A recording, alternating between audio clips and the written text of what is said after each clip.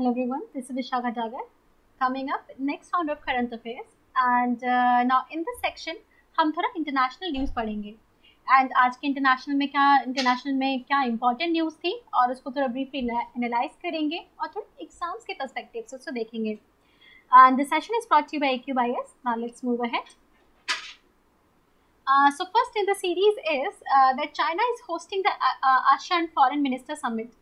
अब China is hosting. पहले news को देख लेते हैं, उसके बाद देखते हैं कि आसियान क्या है और इसका न्यूज़ में और कौन कौन से सेगमेंट हैं जो कि एक्सप्लेन करने की ज़रूरत है.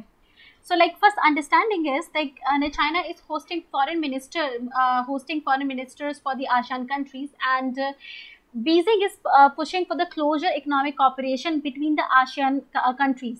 बीजिंग वांट कि आसियान कंट्रीज में जो कॉपरेशन है उससे बीजिंग का फ़ायदा हो, because right now ASEAN countries जो हैं वो साउथ चाइना सी के आसपास अराउंड रिवॉल्व करती हैं. अगर आप बाद में देखेंगे ASEAN countries, I will tell you this is around South China sea. इसके ऊपर यहाँ पे इधर आपका इस तरफ आपका साउथ चाइना सी लाई करता है.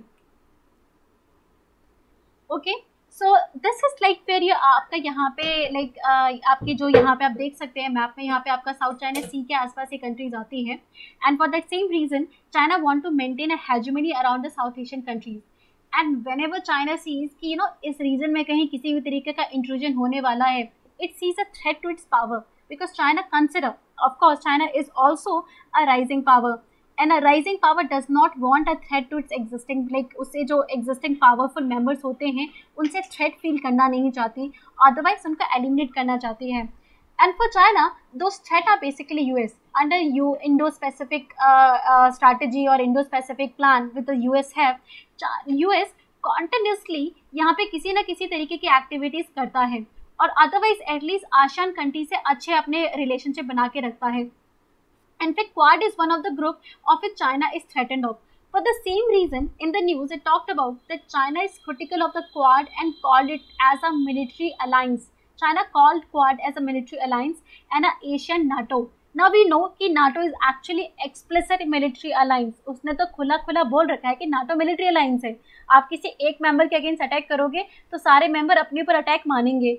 So that's why China said कि Quad is a military alliance and an Asian NATO. And that's why, and then it's talked about there is a need of a deeper economic cooperation in the Asian countries and after especially signing the RCEP. अब RCEP क्या है वगैरह वगैरह detail ये मैं फिर कभी किसी और सेशन में आपको I'll talk about. Already I've included a lot in this slide series, but I also inform you about RCEP and why it is important for India and why India is not part of it. But let's move ahead. Now China cannot rule out possibilities कि Quads का और Asian का interaction तो रहेगा ही, but China is afraid of this. Now I have told you about the needs. अब थोड़ा सा ASEAN countries को समझ लेते हैं. ASEAN is actually was established in 1967 in Bangkok by the Bangkok Declaration. अब बैंकॉक आपके थाईलैंड में है, थाईलैंड में आता है, 1967 में बना था और बैंकॉक डिक्लेरेशन से बना था ये. और इसके 10 मेंबर स्टेट हैं. Let's talk about 10 member state, but before that इसके फाउंडिंग मेंबर सिर्फ 5 थे. That is Indonesia, Malaysia, Thailand, Singapore and Philippines. These are the 5 countries that came together और इन लोगों ने मिलकर आसियान कंट्रीज को बनाया था. बाकी जो 10 मेंबर्स हैं आप जरा मैप को देख के याद कर सकते हैं और मैं आपको शॉर्ट ट्रिक बताती हूँ याद करने की. That is CLMV. CLMV ना आपकी थोड़ी लिस्ट ऑफ वीक इकोनॉमीज है और इनको इन्हीं नाम से जाना जाता है. आप इसको एक बार में मेमोराइज कर लीजिए, ठीक है ना. तो CLMV आप मेमोराइज कर लीजिए. बाकी 6 मेंबर्स ही आपको याद करने हैं. तो ये गया आपका Myanmar, that is M for Myanmar. Then आपका C से कंबोडिया, आपके L से लाओस, V से Vietnam. And once you done with these 4 countries, बाकी 6 कंट्रीज और आपको मेमोराइज करनी है. तो बाकी आप और आप यहाँ पे थाईलैंड और याद कर लीजिए. सो 5 इंडिया की मोस्ट नेबरिंग कंट्री आप याद कर चुके हैं. अब थोड़ा इंडिया से दूर जाके आपको याद करनी है, मतलब इंडिया के नेबर में आपने क्या याद कर लिया, CLMV याद कर लिया, बाकी आपने थाईलैंड याद कर लिया, तो 5 कंट्रीज तो आपको कैसे याद होगी. अब बाकी 5. अब सिंगापुर मलेशिया को सिस्टर सिटीज हैं ऑलमोस्ट, वो एक दूसरे के साथ ही जाती है जहाँ जाती हैं. तो सिंगापुर मलेशिया, सिंगापुर याद है तो मलेशिया याद कर लो. सिमिलरली आप फिलीपींस याद करें तो इंडोनेशिया याद कर लो, Singapore Malaysia and then this Philippines and Indonesia, and last आप ब्रूनी दारुसलाम याद कर सकते हैं। This is like odd one out अक्सर आसानी से याद हो जाता है। विद दिस आपको एशियन मेंबर कंट्रीज याद हो गई। तो this is like Asian.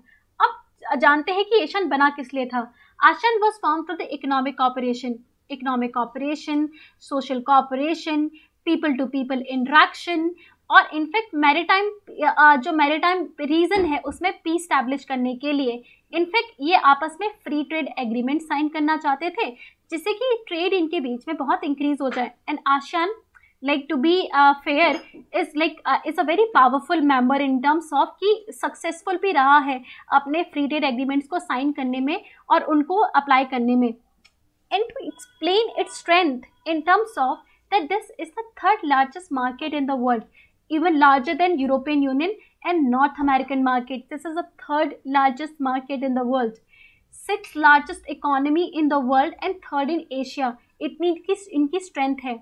And it has FTA with China, Japan, South Korea, India, Australia, New Zealand, etc. तो इन सब के साथ इसने FTA साइन कर रखा है। Next is it is the fourth most popular investment destination globally. तो ये इसकी स्ट्रेंथ है। जब आप कभी आपने मेंस में आंसर लिखे ना, इस तरीके के जब आप आंसर लिखेंगे, पीटी के लिए तो आपने मेंबर्स याद कर लिए, मेंस में ऐसे फैक्ट्स याद रखने हैं।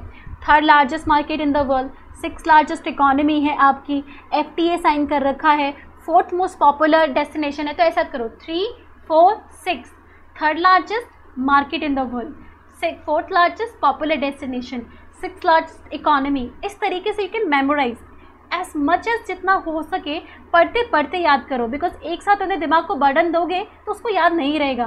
Third, fourth, six, third market है आपका, फोर्थ पॉपुलर डेस्टिनेशन है आपका, और सिक्स आपका ये आपका लार्जेस्ट इकोनॉमी आ जाती है, market destination economy. Now let's just move ahead. अब आते हैं एशियन इंस्टीट्यूशन मैकेनिज्म। अब इसका इंस्टीट्यूशन समझते हैं कि चेयरमैनशिप ऑफ ASEAN जो है वो एनुअली रोटेट करती है on the basis of alphabetical order.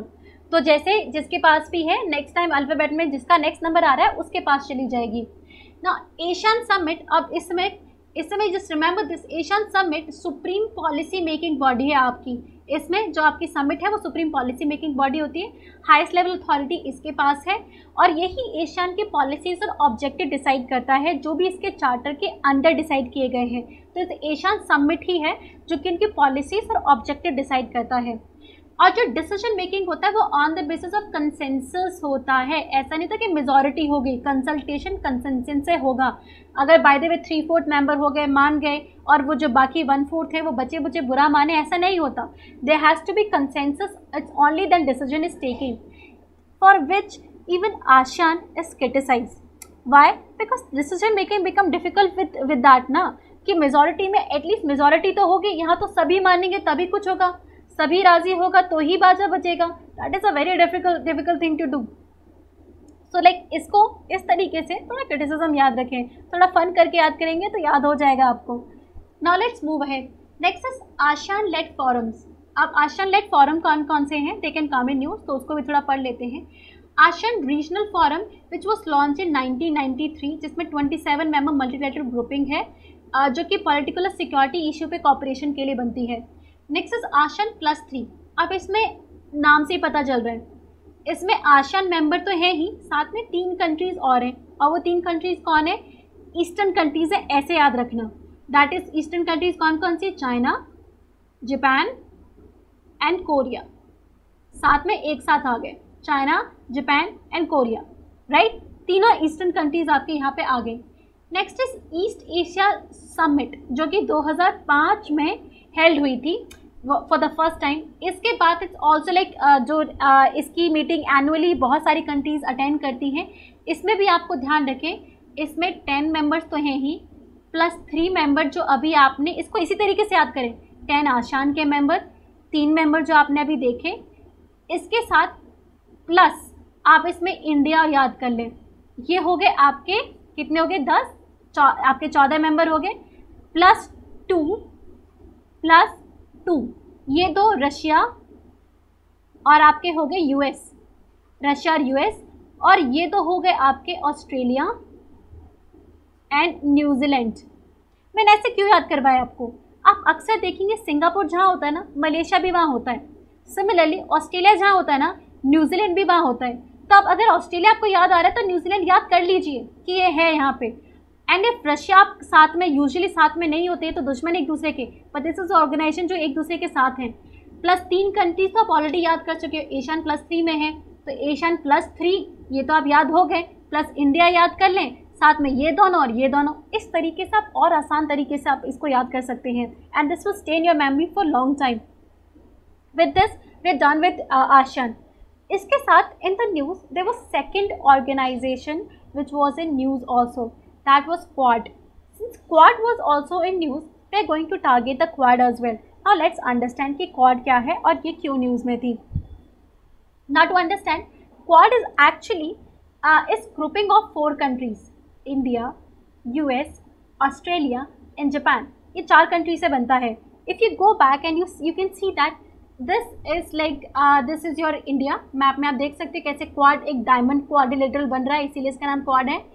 This is India, this is your Australia, and then here lies your USA and here is your Japan।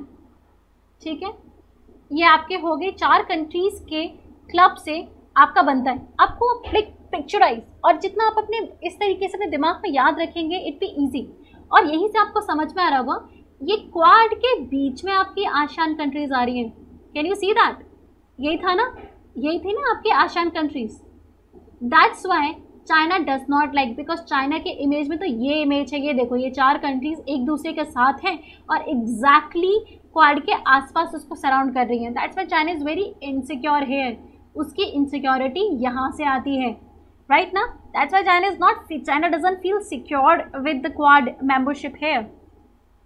Now Quad, we have understood कि it's a grouping of 4 members, and why did they came together? They wanted to safeguard their democratic interest in the Indo-Pacific region। अब ये आपका पूरा Indo-Pacific region कहलाता है। Indo-Pacific की definition बहुत बदलती है, कुछ लोग यहाँ से लेके यहाँ तक इसको Indo-Pacific मानते हैं, कुछ लोग इधर से लाइक थोड़ा सर्टेन, लाइक कुछ लोग थोड़ा यहाँ से मानते हैं, but it keeps on varying, but इसको थोड़ा Indo-Pacific माना जाता है। This region is consider as your Indo-Pacific region. Okay ना, यहाँ पे अपने इंटरेस्ट को प्रोटेक्ट करना चाहते हैं, और it is dubbed as Asian और like mini NATO military alliance, जो कि चाइना इसको कहता है, and to counter the Chinese military rise और चाइनीज़ की पावर के लिए। But what has happen actually, this is not true, because as various countries has clarified, India, US and everybody, that this is not a military alliance. Every member say that it is not a military alliance, neither it is the equivalent of NATO. Instead, it is an opportunity where they cooperate with each other for the economy, technology, climate and security, and can very easily this question be asked in your exam. Like I think इस बार कुछ इस तरीके का question आया भी था, so be careful. Questions like this can be asked. This is not a military alliance. Instead, economic, technology, climate और security related ये आपका matter है. Also, they cooperate with each other on the matter of security, humanitarian, disaster response at its core. तो इस तरीके से ये एक दूसरे को क्या करते हैं, cooperate करते हैं. Now let's move ahead. Next is the Quad. In terms of like we understand थोड़ी Quad की थोड़ी history समझने की कोशिश करते हैं कि how Quad has evolved. In terms of understanding, first it was in 2007 when Shinzo Abe, who was then Prime Minister of Japan, who is still the Prime Minister of Japan, he talked about Quad. That is एक like 4 members की ना organization होनी चाहिए. And in fact, somewhere countries were agreeing as well. But Australia quit soon. Australia did not agree, and the Prime Minister or the head of the Australia at that time did not agree with that, because Australia has close ties with China. Like keep that in mind. Australia though does not like presence of China in the Indo-Pacific region. It's also have the same grievances against the China. कि China is trying to maintain a hegemony in there. Australia has a closer ties with China. Chinese investment होती है Australia में, because of which Australia cannot actually present itself as an anti-China, and which is also considered as one of the weakness of the Quad. Quad की एक weakness ये भी है कि Australia, one of the core member, has more greater correlation with the China than with other members. So it could not succeed in 2007.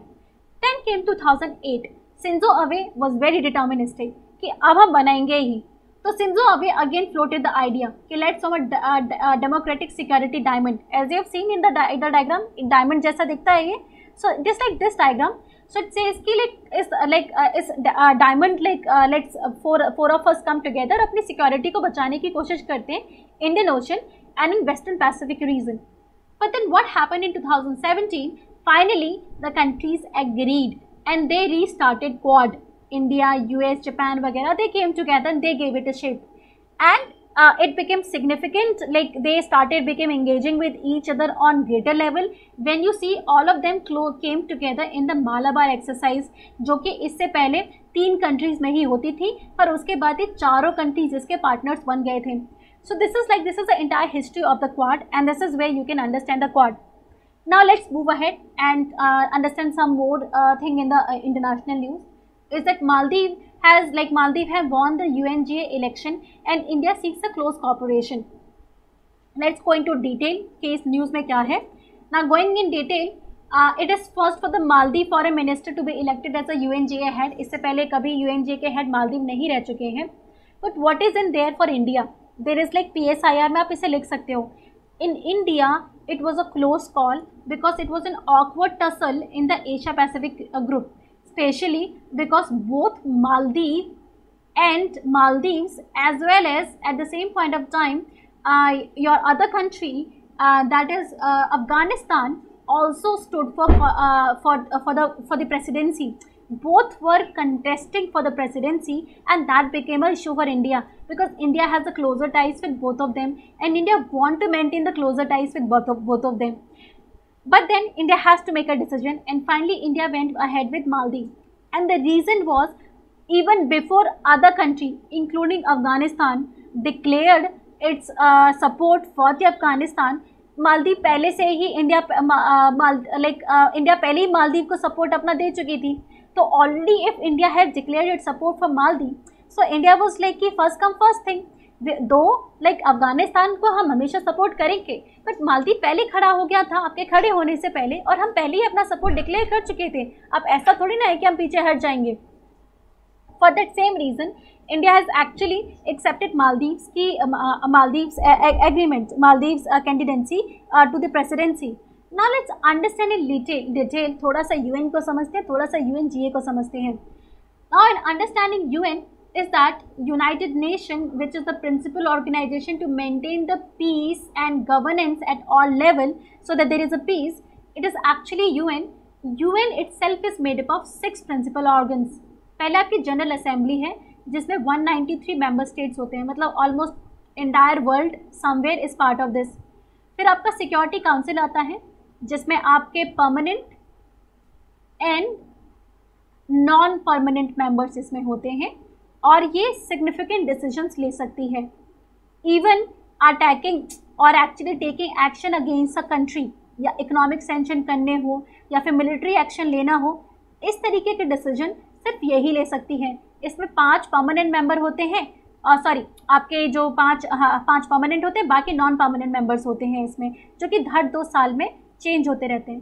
फिर आपका secretariat है जो कि बेसिक एडमिनिस्ट्रेशन के लिए रिस्पॉन्सिबल होता है.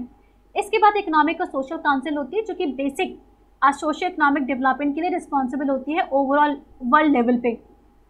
ये इंश्योर करती है कि सोशियो इकोनॉमिक डेवलपमेंट हो रहा है. फिर आपका इंटरनेशनल कोर्ट ऑफ जस्टिस आता है, जहाँ पे अगर if there is a dispute in between the states और स्टेट एंड अनदर पार्टी, तो ऐसे केस में आपका ICJ इंटरवीन करता है. एंड देन आपकी ट्रस्टीशिप काउंसिल होती है, विच इज़ बेसिकली अब थोड़ी इट्स लाइक रिडंडेंट हो चुकी है बिकॉज इसका मैंडेट फुलफिल हो चुका है. This was form, trusteeship council was form. There were some countries which didn't have government per se at that time, और पीसफुली उन कंट्रीज़ में गवर्नेंस लेकर आनी थी. बट टिल देन वहाँ पे लॉ एंड ऑर्डर मेंटेन रखने के लिए उन्हें किसी कंट्री के अंदर डाल दिया गया था. Example Britain. जैसे ब्रिटेन के अंदर पैलेस्टीन थी. पैलेस्टीन में जब तक प्रॉपर गवर्नेंस नहीं आई थी, पैलेस्टीन किसी की कॉलोनी थी, प्रॉपर गवर्नेंस आई नहीं थी, तो उसको ब्रिटेन के मैंडेट में डाल दिया गया कि slowly steadily you conduct election and you transfer the power to people. So it was to be overseen by trusteeship council, but now there is no mandate so far. सबका काम खत्म हो चुका है, तो trusteeship council थोड़ी redundant organization है. So let's understand now UNGA. UNGA is the main deliberative policy making body of the UN, जिसका headquarter आपका न्यूयॉर्क में है. इसके 193 member state है. और like understanding this and ये एक्चुअली मेजर पॉलिसी डिसीजंस लेती है यूएन के लिए. This is a major deliberative body जहाँ पे आप मिलकर डिसीजंस लिए जाते हैं. 193 मेंबर कंट्रीज वहाँ रहते हैं. अब there is a very important question you can ask, 193 member ये आपस में डिसीजन लेते कैसे होंगे इतने सारे लोग मिलके?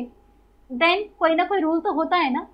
Then the rule is if it is a very significant decision in terms of peace and security, तो 2/3 मेजॉरिटी से ही डिसीजन ले सकते हैं. और अगर क्वेश्चन थोड़ा आसान है तो सिंपल मेजॉरिटी से ही डिसाइड किया जा सकता है. So there 2 ways by which the decisions are taken in UNGA. But our article was not about UNGA, it was about the presidential election. Now let's understand how does the presidential election happen. Now president of the General Assembly, वो उसकी has a 1-year term. He actually serves as a president only for 1 year. This presidency rotates annually in between the African, Asia Pacific, Eastern European, Latin American, Caribbean, Western European and other state. तो मतलब ये इन सब के बीच में rotate करती है. और इस बार एशिया पैसिफिक ग्रुप के पास ही आई थी, right. That's why Asia Pacific countries started giving up membership. और इसीलिए हमारे कंट्रीज में यहाँ पे मालदीव, हमारे यहाँ मालदीव और अफगानिस्तान ने अपनी कैंडिडेसी दी थी, जिसके बाद फाइनली मालदीव के फॉरेन मिनिस्टर को वो कैंडिडेसी मिल गई. So with this like we done with this international news. एंड अब आपकी बारी है मुझे सवालों के जवाब देना. Now give me the answer to this question. Consider the following countries and which of the following countries are part of ASEAN. अब जरा केयरफुली नाम सुनेंगे. China, Indonesia, Maldives, Singapore. अगर आपको याद हो तो इनमें से 2 सिस्टर सिटी थी, राइट. इंडोनेशिया और Singapore, right. So Indonesia Singapore are actually part of this. और अब CLMV से आपको M भी कुछ याद आ रहा है, बट एक M था आपका म्यांमार का था वो, right. One M was Myanmar and what was other M? Malaysia was other M. तो इंडोनेशिया और लाइक सिंगापुर के साथ मलेशिया रहती है. So Indonesia was there, Singapore was there. Maldives M से ना कंफ्यूज हो कि CLMV से याद करके चले गए थे, वो म्यांमार था, वो मालदीव नहीं है. तो that means 3 is not there, ये तो गया. तो बचा चाइना. अगर याद हो तो चाइना आसियान +3 का हिस्सा है. 10 + 3 नॉट 10 में वो नहीं आता. That means 1 is not here, तो 1 भी गया. बचा क्या? 2 and 4. That means Indonesia and Singapore is your answer. So with this we're done with today's current affairs, and thank you for staying with me. As much as possible, stay at home, stay healthy, and stay connected to ACube IAS.